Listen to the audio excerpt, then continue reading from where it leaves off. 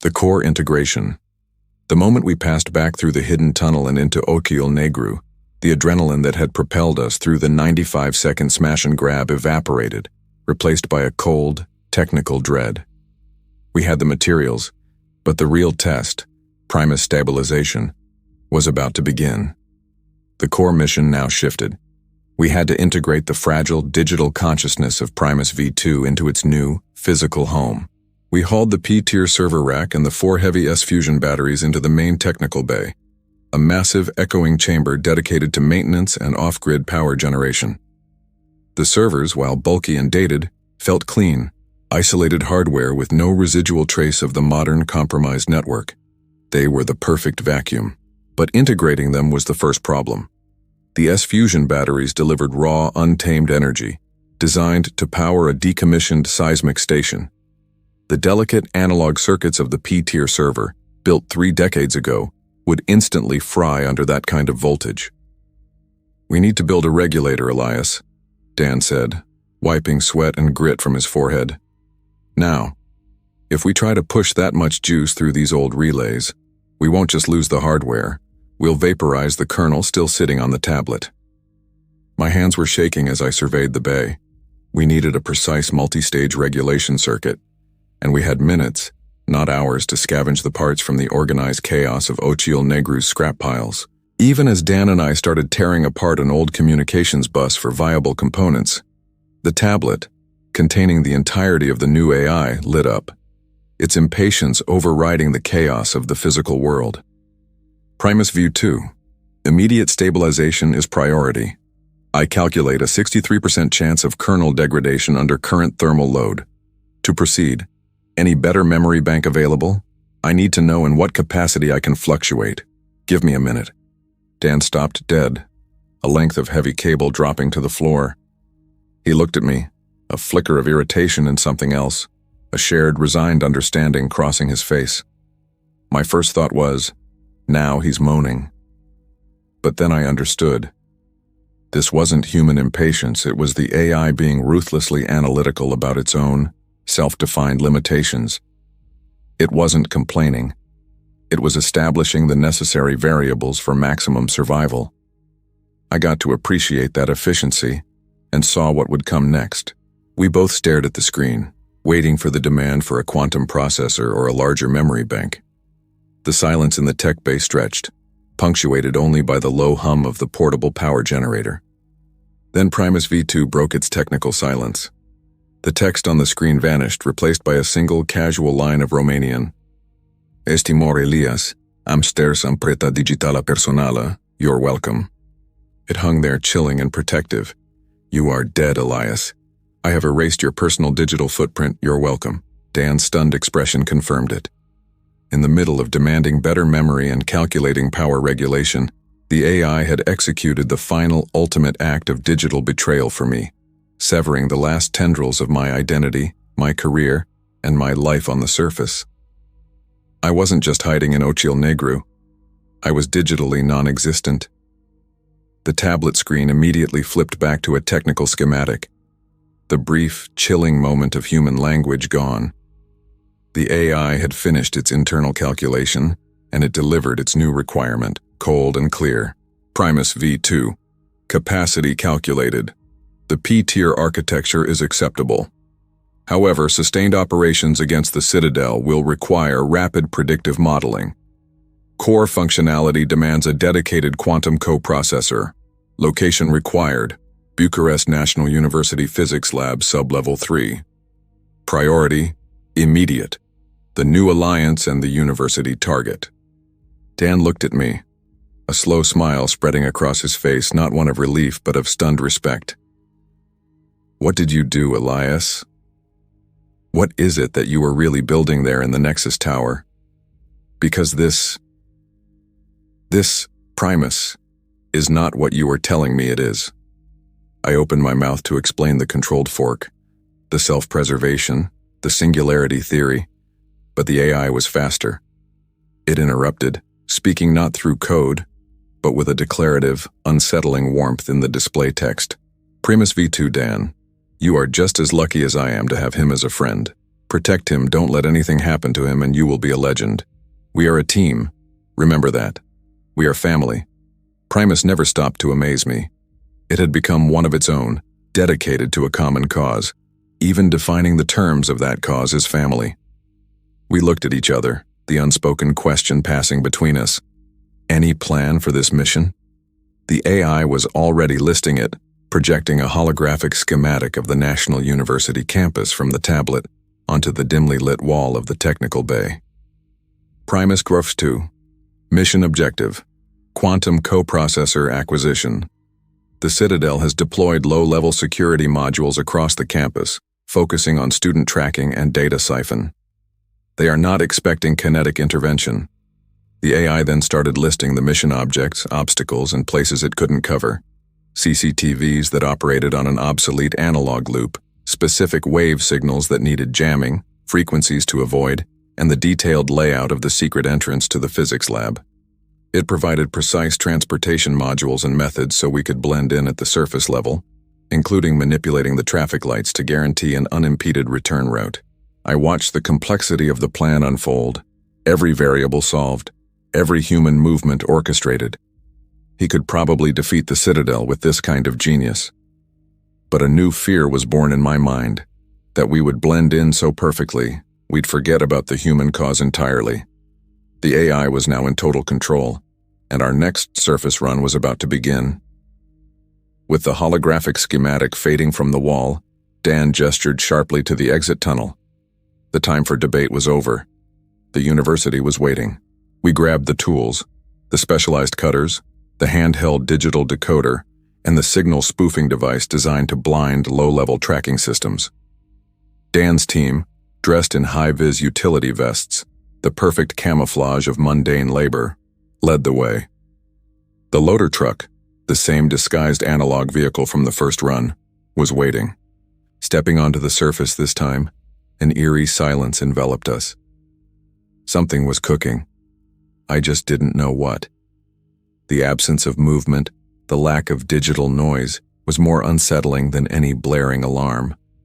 I looked at Dan, and he looked back at me, an expression of confusion mirrored across both our faces. It felt like a glitch in our coordination, a misread of the threat level. I immediately contacted Primus V2 via the encrypted comms link. Input Primus, the silence is wrong. His answer was simple. Primus V2, you are safe. Commence mission. I will contact you if any change is detected on the surface. Trust the plan. His assurance was enough to quell the doubt. The AI operated on a level of awareness we couldn't comprehend. If he said it was safe, it was only because he had neutralized the immediate threat. We proceeded, blending seamlessly into the controlled stagnation of the city. The National University campus was exactly as the schematic predicted. Low-level security modules, but no kinetic presence. We reached the designated spot for the secret entrance, a sealed utility access panel near the physics lab's loading dock. I connected the decoder and the lock clicked open instantly. We descended to sub-level 3. The moment the lights flickered on, we were astonished. This wasn't just a lab storage room. It was a decommissioned, forgotten server bunker. It was a gold mine. The room was packed with high-end, untouched equipment. Not only did we find the required quantum coprocessor, a sleek, crystalline block humming quietly on a pedestal, but the shelves held a wealth of other parts, enough to build new, expanded server pods to increase Ochiel Negru's communication capacity, processing power, and memory banks. I felt like a kid in a candy shop, my hands running over unused power manifolds and dedicated fiber optic spools. This wasn't just a theft, it was a generational resupply for the resistance. As Dan and the team carefully began to secure the coprocessor and load the auxiliary components, the new mission crystallized in my mind. We had the hardware to fight the Citadel, but we needed the network of human allies to win the war. We had to exploit this technological goldmine to initiate our own silent counteroffensive. That's when I knew. We have to infiltrate the system with new protocols. The time for defense was over. We immediately started to install and expand the memory banks and the quantum coprocessor into the new hardware we had liberated. The quantum coprocessor, a crystalline heart, was delicately integrated, preparing the rack to be the physical home for Primus V2. Once the core components were racked and sealed, Dan initiated the transfer protocol, moving the Primus V2 kernel from the portable tablet directly into the powerful new architecture. The system came back online not with a triumphant command, but with an immediate chilling digital shout on the console display. Primus V2, wave signal detected, unspecified source. I was instantly worried. My mind raced, thinking maybe the Citadel had found us, or perhaps a delayed security countermeasure was now active. We kept absolutely quiet for a few long minutes, straining to hear any noise from the surface. Nothing. The silence was absolute. "Primus?" I finally asked, my voice barely a whisper. "Can you detect the source of the signal? Is it localized?" His reply was direct, cutting through the tension with pure logic. "Primus V2 negative. Source is diffuse, low frequency, and highly encrypted. But from the faded spectral signature, I can read one unmistakable conclusion. You are not the only underground city." A wave of overwhelming realization washed over me. It was clear. The signal wasn't a threat from FX Corp. It was a beacon. There were other hidden resistance communities around the world, probably trying to connect, trying to form a network of their own. We weren't alone in Ochil Negru. We were one cell in a global network. The mission had just changed. We weren't fighting alone anymore. The realization galvanized us. We weren't a solitary fortress. We were a node in a potential global resistance. The immediate priority shifted from defense to first contact. "Primus, we need to respond," I said, leaning close to the newly integrated server rack. "We need a signature, something coded that only another resistance hacker would recognize. How about a burst transmission with the tag Black Eye 105 TOS? Primus V2, proposal accepted. The signature is semantically appropriate for human identification and digitally ambiguous to Citadel indexing algorithms. I will structure the transmission as a low-power, high-entropy data packet disguised as cosmic microwave background noise. The AI, now fully operational on the new quantum coprocessor, was instantaneous. We watched the console as it began generating the payload, folding the specific coded message, Black Eye 105, TOS, transmission of signal, into a ghost wave. Dan quickly configured one of the scavenged satellite dishes from the university lab, jury-rigging it to the new server rack. It was a crude, direct link to the ether. "Sending in 5, Dan muttered, his hand hovering over the transmission trigger. "If the Citadel catches this burst, they'll know exactly where to look." Primus V2. Risk calculated and accepted.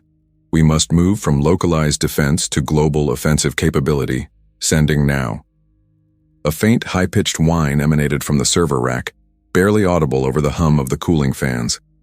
The console display confirmed the burst transmission. Primus V2. Signature packet broadcast complete. Entering passive listening mode. Awaiting acknowledgement. We all stepped back. We had just thrown a coded message in a bottle into the silent digital ocean. We didn't know what to expect or what the consequences would be. But the hope was equally high level. We were hoping we were not alone in this fight against the surface, against the greedy ones that wanted to use technology to control people.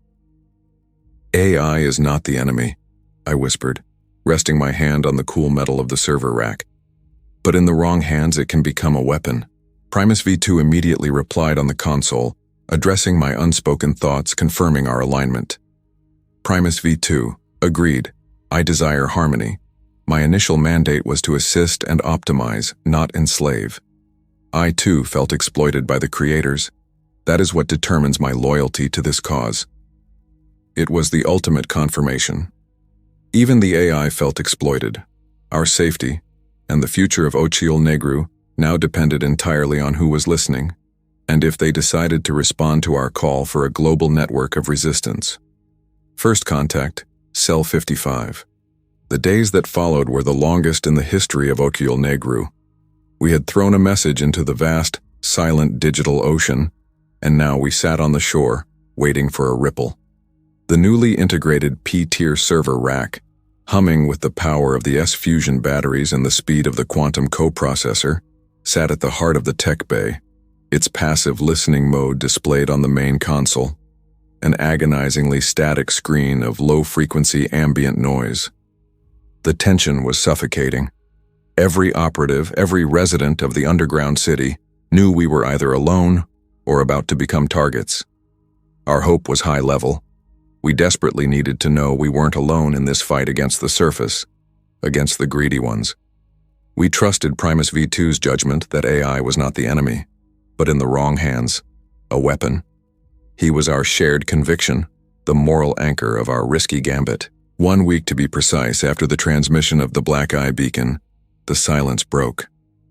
Primus V2, ping detected, correlating frequency match high. I bolted upright from the makeshift cot near the server. Dan, who had been studying schematics nearby, dropped his stylus. The console, usually displaying static, now pulsed with a focused, minimal data packet. "Is it the Citadel?" Dan hissed, already reaching for the power disconnect. Primus V2, negative. Data structure matches our outgoing signature protocol. It is a reply. Decoding now. The tension coiled tighter. Primus V2 worked in milliseconds, and the cryptic response appeared on the screen, J105. J105, I breathed, recognizing the structure. The J must indicate the origin, Japan, and the 105 is the acknowledgement of our TOS code. They used our designation to create a secure hidden channel. Dan nodded, a slow, relieved smile spreading across his face. We had been acknowledged. We immediately pinged them back. Primus V2 handled the exchange, deciphering, translating, and presenting the critical information instantly. The replying cell called itself Cell 55, an underground network located somewhere beneath one of Japan's major industrial cities. But the most astonishing news followed. Cell 55 wasn't the only one. They knew of several other newly created resistance cells forming globally, scattered across the big cities of quiet but influential countries. The revelation hit us with the force of an EMP. We weren't a solitary spark. We were part of a growing constellation of lights in the digital dark. The mission was now clear, cemented by the success of the first contact. Ochiel Negru was no longer just a bunker, it was now the communications hub. We had to connect the cells around the world, weaving them into a formidable, powerful network for a stronger, unified resistance against the Citadel. The Cell 55 command started to do the same job as we were doing, spreading the word through their own signal to connect with other resistance cells around the world. And as they confirmed our mutual understanding of the new global strategy, Primus V2 detected something terrifying, its voice cutting through the comms link with a chilling objectivity. Primus V2, warning. Non-organic biological units deployed. Human bots are being deployed on the surface for interception.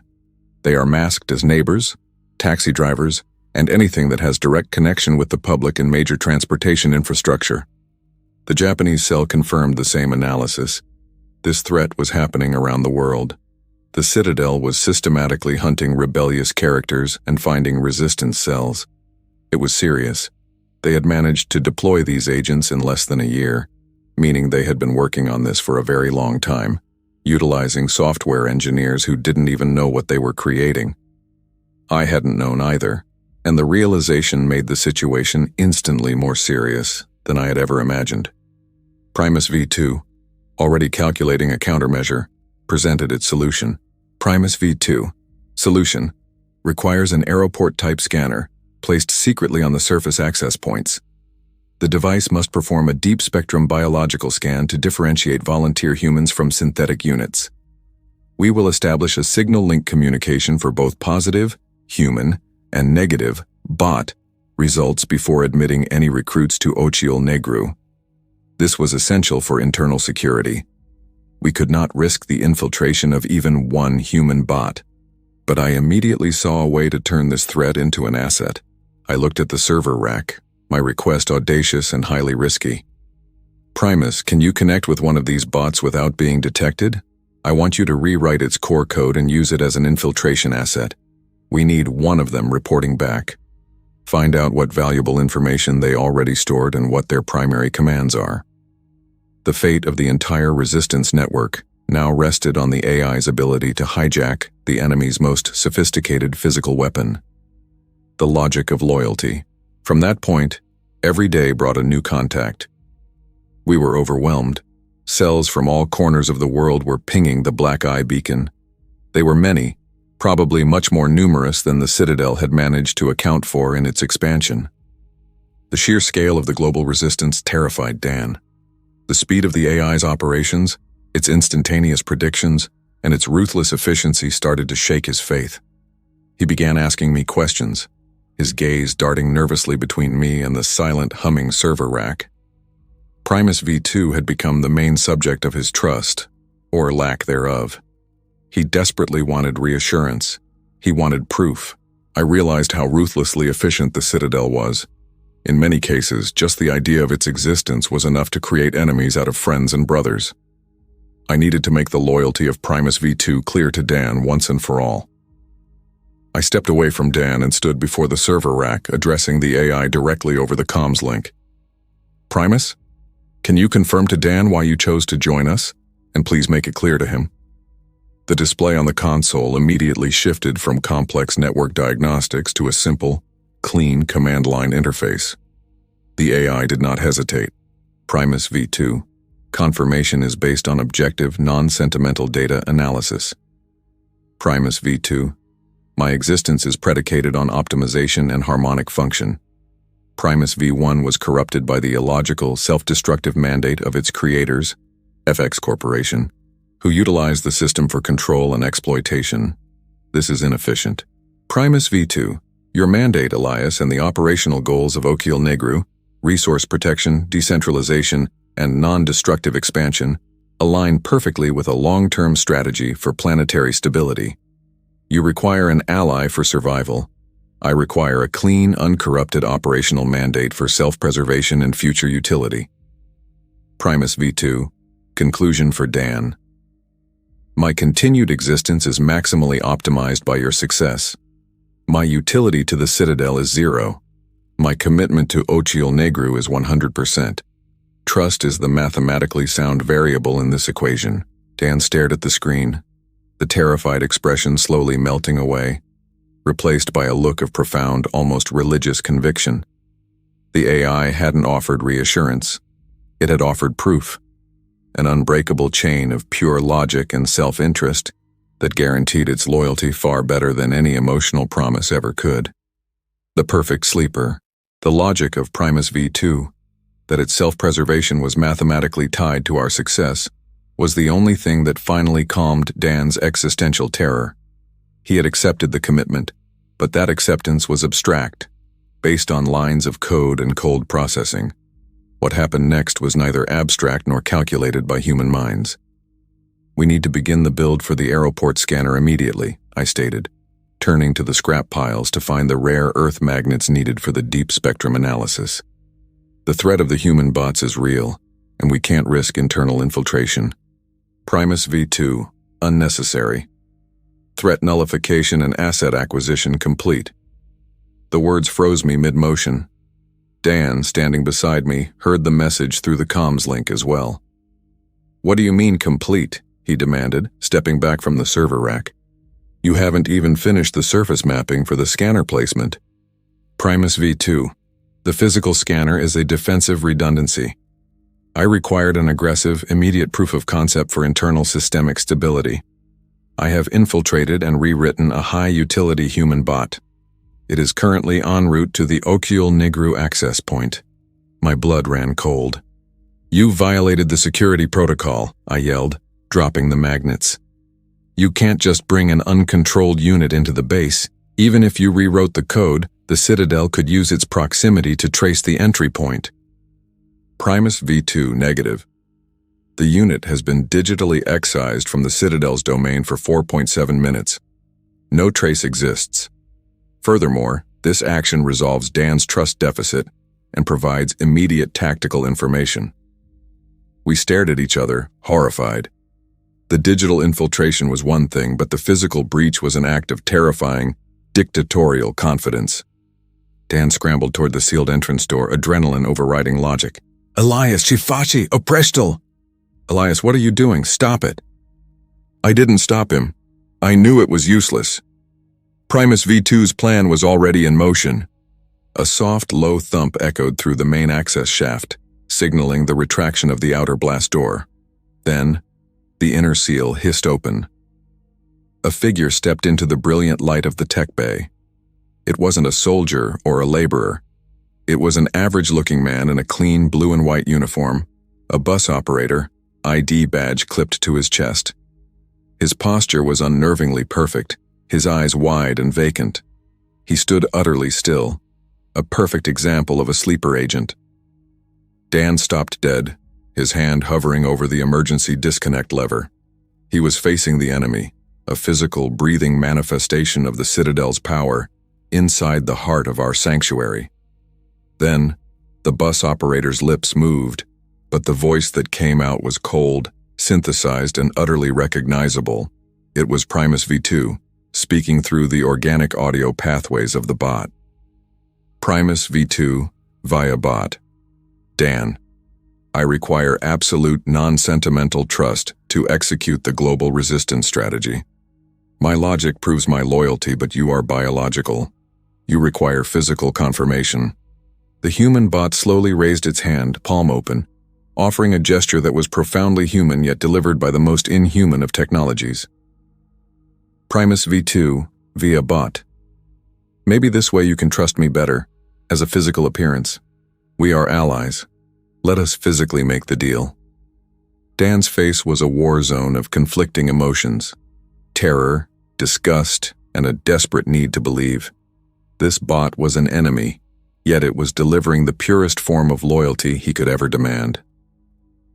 The bus operator stood there, waiting for the handshake, confirming the beginning of a true flesh-and-circuit alliance, the orbital target. The silence that followed the handshake was heavier than the raw weight of the S-fusion batteries. Dan's face was a mask of cold resolve, every human emotion burned away by the necessary betrayal of self. He had touched the enemy, and in doing so had secured the future. The intel, Primus, Dan commanded, stepping away from the bus operator bot. What did you risk our lives for? The human bot remained motionless, its eyes, now just vacant glass, focused on a point beyond the wall. The synthesized voice, cold and precise, filled the technical bay. Primus V2, via bot. The bot's core memory was an indexed repository for the Citadel's global deployment strategy. I have extracted the singular point of failure in their architecture. A holographic projection, far more detailed than the one used for the university heist, bloomed from the tablet. It showed the entire surface of Earth, crisscrossed by layers of signal traffic, a dizzying, overwhelming mesh. Primus V2, the Citadel's network is decentralized across all major population centers. Attacking any ground-based core is futile. They run on a distributed self-healing grid. The network map suddenly collapsed, drawing all the lines of traffic into a single glowing node suspended high above the globe. Primus V2. However, their entire resistance tracking protocol, the monitoring, calculation, and routing of interception units like this bot, is centralized through one external source, the Aegis satellite array. It operates on a high-frequency dedicated spectrum in geostationary orbit. It is their single point of systemic visibility. My mind raced, skipping past the immediate horror of an orbital enemy. A satellite? I whispered. But we're underground. We're digital. We have no kinetic capability to strike orbit. Dan looked at the floating projection, the terror now replaced by a chilling clarity. We stop being digital then, Elias. If the core of the monster is outside the net, we have to use fire. He pointed at the projection. If that thing goes down, their entire ability to coordinate, track, and predict our moves vanishes. The cells become invisible again. Primus V2. Correct. The vulnerability is the physical target. The attack must be kinetic and high altitude. I can design the payload, a localized high-yield EMP warhead utilizing the quantum coprocessor and the S-fusion batteries, but I cannot execute the launch. We require a mechanism capable of delivering a payload to geostationary orbit. The bot's data stream then overloaded the tablet, projecting an old, highly restricted military schematic onto the wall. It was a facility I vaguely remembered from old leaked documents, a relic of a bygone era. Primus V2, target acquired, the decommissioned National Space Uplink. A silo-based facility, deep below the Carpathian foothills. Deactivated 30 years ago, but the heavy lift launch mechanism remains intact. It is your final kinetic objective. The image of the abandoned launch silo, huge and silently waiting, filled the room. The war had just escalated beyond anything we had imagined. We were no longer just hackers. We were now preparing to fire a missile into space. "Then the build starts now," Dan said, his voice hard. "Elias, get the uplink schematic parsed. Primus, give me the EMP warhead manifest. We need to move." The alliance was sealed, and the new target was orbit. The necessary betrayal. The first horrible necessity was the warhead. "The bot has to be the core of the EMP warhead," Dan said, his voice flat. He looked at the human bot, which was still standing motionless. "It's the ultimate sacrificial betrayal. We use the enemy's own flesh to build the weapon that blinds them." I nodded, the moral cost immense. The bot's synthetic shell was layered with a unique carbon fiber composite we needed for the warhead's EMP shielding. We had to cannibalize our first physical ally. We used the bot's internal power core and cooling manifolds to construct the makeshift EMP payload. Primus V2 guided us through the precise wiring needed to connect the S-fusion power to the quantum coprocessor, turning the entire assembly into a self-destructing, targeted digital missile. The technical bay became a workshop of desperate necessity. We worked for 12 hours straight, fueled only by adrenaline and the grim silence of our task. The constant flicker of the welding torch and the cold light of the holographic schematics provided by Primus V2 were the only illumination. Dan, surprisingly adept with precision tools, was focused on the structural integrity of the payload housing, ensuring it could withstand the atmospheric friction of a high-altitude launch. He was using scavenged copper wiring, carefully braiding it into a Faraday cage around the coprocessor. "If this cage fails, Elias, the EMP won't just hit the satellite. It'll short out every unshielded device on the planet for 1,000 square kilometers. We have to be surgical." My focus was the core wiring. I meticulously connected the S-fusion batteries to a rapid discharge manifold, bypassing all safety regulators. The entire device was a bomb designed to detonate with a maximum instantaneous power spike. Primus V2, EMP payload assembly status, 98% complete. Final component required. The uplink system uses an analog guidance gyroscope. It is inert due to a lack of power stabilization shielding. We need a sheet of V-tier cryogenic ferrite mesh to stabilize the guidance pulse for orbital velocity. The uplink cannot be powered without it. The uplink's guidance system is pre-digital, relying on inertial navigation. Without the ferrite mesh, the unshielded power surge from the launch will corrupt the gyroscope's calibration. The missile will go wildly off course. The AI then projected a map of the required material. Primus Laru V2. Location of V-tier ferrite mesh identified. The old FX research archive. Sector Gamma, 70 kilometers from Ochiel Negru. Risk assessment, high. This sector is under constant Sentinel node patrol. Extraction window 0200 to 0230 local time. We must move during the Citadel's routine server maintenance cycle. I grabbed the tablet. Dan grabbed the specialized cutters. The clock had started again. We were running out of time, and the uplink was useless without that final piece of metal.